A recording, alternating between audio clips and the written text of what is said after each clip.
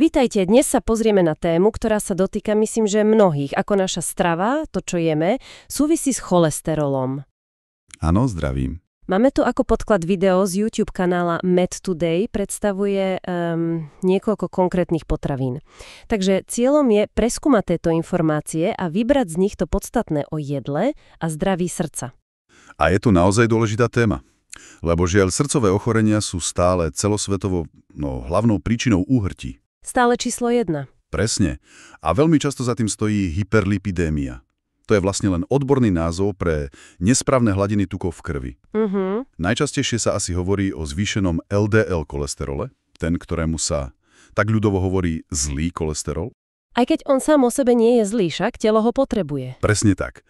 Cholesterol potrebujeme na bunkové membrány, na niektoré hormóny, je nevyhnutný. Tak kde je ten problém? Problém je v metabolizme, keď sa naruší a cholesterol sa začne hromadiť tam, kde nemá, hlavne v cievách. Čiže tá nerovnováha medzi tým zlým LDL a dobrým HDL. Áno, tá vedie k ateroskleróze, k ornateniu tepien. A práve tu, ako hovoríš, vstupuje do hry strava. Táto vie významne ovplyvniť. A preto aj ten zdroj, to video MedToday sa zameriava na stravu ako taký prvý krok. Presne, ako východisko. Tak poďme na to, pozrieme sa na tých 7 potravín, ktoré video vyzdvihuje. Čo povieš? Začneme tými tukovými. Ryby, avokádo, orechy. Super nápad. Áno, zdroj naozaj ako prvé spomína masné ryby. Konkrétne lososa ako príklad. Losos, klasika. Sú tam popísané ako extrémne výživné, plné vitamínov, minerálov, kvalitných bielkovín a hlavne tých zdravých tukov. A to sú tie známe omega-3 mastné kyseliny však? Presne tie. A čo podľa zdroja dokážu v súvislosti s cholesterolom a srdcom?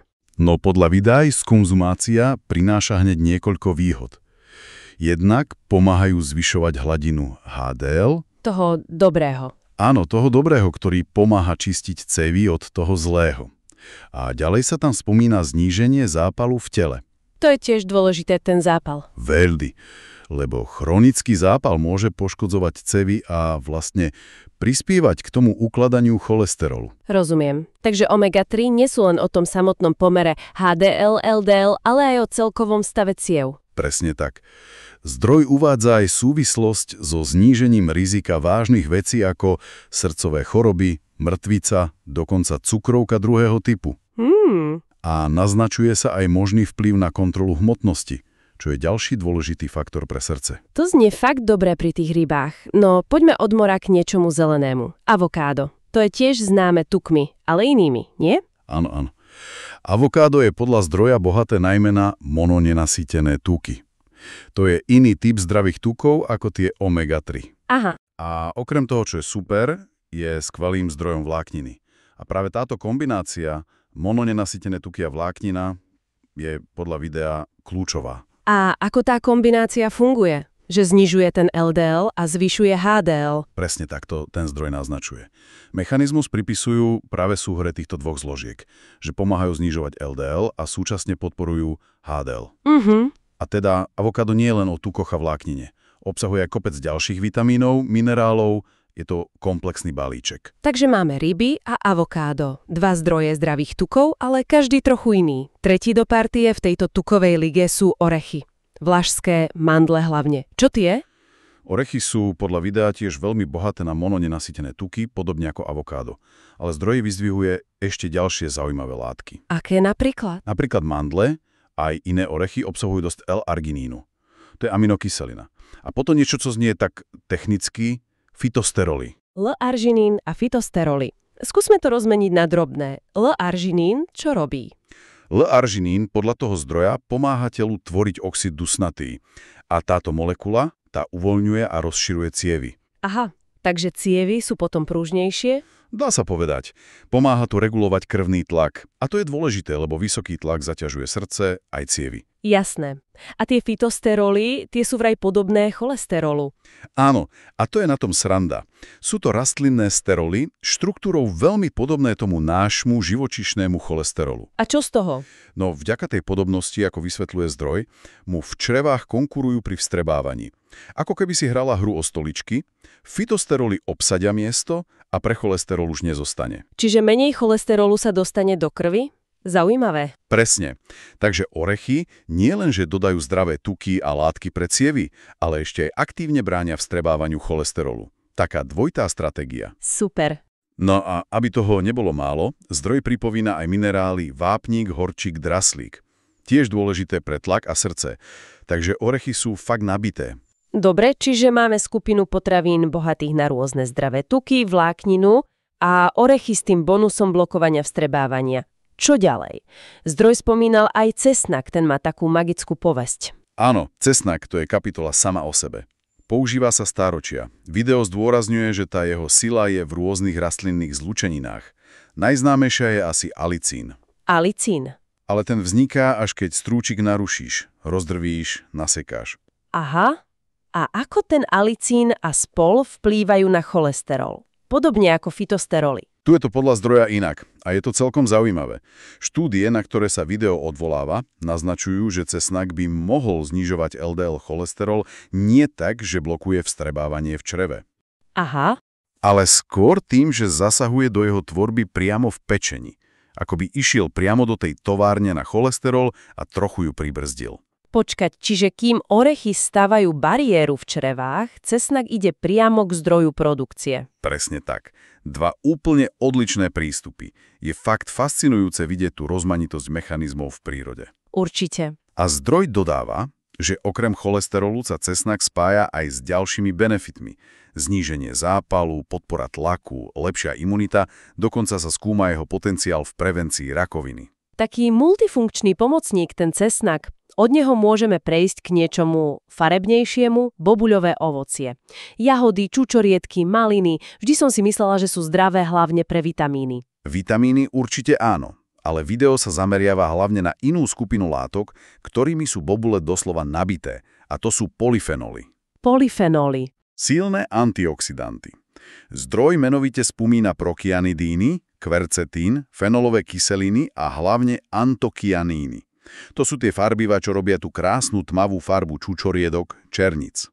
Tmavé bobuľa sú najlepšie, hovorí sa? Dá sa povedať, že obsahujú veľa týchto látok. A čo všetko tieto polyfenóly, títo superhrdinovia, dokážu pre srdce a cievy podľa videa? Zdroj uvádza, že konzumácia bobúľ sa spája so zníženým rizikom kardiovaskulárnych ochorení, a to vďaka celému spektru vlastností. Sú protizápalové. To sme už mali, dôležité. Presne. Pomáhajú regulovať krvný tlak, čiže sú antihypertenzívne. Hladinu cukru v krvi, hypoglykemické. A dokonca majú aj mierne antikoagulačné účinky proti zrážaniu krvi. Wow. A zdroj výslovne zdôrazňuje ich pozitívny vplyv na lipidový profil, teda na hladiny tukov v krvi. Čiže bobule sú takým komplexným ochrancom ciev, pôsobia na viacerých frontoch. Podobnú povesť antioxidantov má aj zelený čaj, ten je tiež na zozname, súvisí to nejako s bobuľami. Áno, presne. Tá spojitosť je práve v polyfenoloch. Zelený čaj je podľa videa nápoj, ktorý môže pomôcť oddialiť nástup alebo spomaliť progresiu mnohých ochorení kardiovaskulárnych, metabolických, vysokého tlaku. A kľúčom sú opäť polyfenoly. Áno, v tomto prípade špecifická podskupina nazývaná katechíny. Katechíny, takže tie sú hviezdami zeleného čaju, ako antokianiny v bobuľach. A ako konkrétne vplývajú na cholesterol a tuky? Video cituje štúdie, ktoré naznačujú, že katechíny zo zeleného čaju môžu významne znížiť nielen celkový a LDL cholesterol, ale aj triglyceridy. To je ďalší typ tuku. Že zelený čaj sa javí ako ďalší silný spojenec pre zdravý lipidový profil. Zase vďaka sile rastlinných antioxidantov. Super. Takže máme za sebou ryby, avokádo, orechy, cesnak, bobule, zelený čaj. Zostáva nám posledná, 7. kategória, taký základ stravy, celozrnné obilniny. Ovoz, jačmeň. Presne tak. Celozrnné obilniny, a zdroj špeciálne vyzdvihuje ovoz a jačmeň, sú už dlho známe svojimi fajn účinkami na srdce a cievy. Nie je to asi úplná novinka, ale ich význam je podľa videa stále veľký. A čím konkrétne prispievajú k tej našej téme cholesterolu? Hlavný mechanizmus, ktorý zdroj zdôrazňuje, je obsah rozpustnej vlákniny, konkrétne beta-glukánov. Tie sú práve v ovse a jačmeni. Beta-glukány. A čo robia? Táto vláknina v tráviacom trakte viaže žlčové kyseliny a tie si telo vyrába z cholesterolu. Aha. Keď sú tieto kyseliny viazané vlákninou a vylúčené z tela stolicou, Pečeň musí na výrobu nových použiť viac cholesterolu z krvi a tým jeho hladina klesá. Chápem. Takže tá vláknina z ovsa a jačmeňa vlastne núti telo spotrebovať viac cholesterolu. Zaujímavé. Vlákninu sme spomínali aj pri avokáde. Áno, vláknina hrá dôležitú úlohu vo viacerých z týchto potravín. A okrem vplyvu na cholesterol, zdroj pripomína aj ďalšie benefity celozrnných obilnín. Napríklad? Pomáhajú znižovať riziko cukrovky druhého typu, podporujú trávenie, zmierňujú zápal v tele. Takže ich zaradenie má širší pozitívny dopad. Výborne. Tak sme prešli všetky 7 typov potravín, ktoré odporúča video Meditoday na podporu zdravej hladiny cholesterolu. Keď sa na to tak spätne pozriem, je fakt fascinujúce vidieť tú rôznorodosť. Presne. Od dodávania zdravých tukov cez blokovanie vstrebávania, ovplyvňovanie produkcie v pečení až po silu vlákniny a antioxidantov. Každé funguje trochu inak. Áno, to je ten hlavný odkaz, ktorý z toho asi vyplýva a ktorý aj zdroj zdôrazňuje. Že strava naozaj hrá podstatnú úlohu v manažmente cholesterolu. Týchto 7 potravín, mastné ryby, avokádo, orechy, cesnak, bobule, celozrné obilniny a zelený čaj ponúka prirodzené cesty, ako podporiť nielen cholesterol, ale celkové zdravie srdca a ciev. A pre ľudí, čo nás počúvajú, to môže byť veľmi praktická informácia. Nemusí to byť hneď radikálna zmena jedálnička, že? Určite nie. Skôr taká inšpirácia, ako postupne tieto fajn potraviny zaradiť častejšie. Každý malý krok sa počíta. Presne tak. Nejde o žiadne zázračné všelieky, ktoré vyriešia všetko sami. Sú to skôr rozumné, vedecky podložené súčasti vyváženého životného štýlu. Taká dlhodobá stratégia. Áno, kombinácia viacerých faktorov. A to ma privádza k takej záverečnej myšlienke, ktorú by sme mohli ponúknuť na zamyslenie. Aký kumulatívny dlhodobý dopad na zdravie srdca môže mať, keď človek pravidelne, aj keď možno nie denne, zaraďuje tieto potraviny? Počas rokov, 10 ročí. A ako by sa ten ich účinok mohol ešte znásobiť, ak by sa to skombinovalo s ďalšími vecami? Tými, o ktorých sme dnes nehovorili. Pohyb, váha, stres.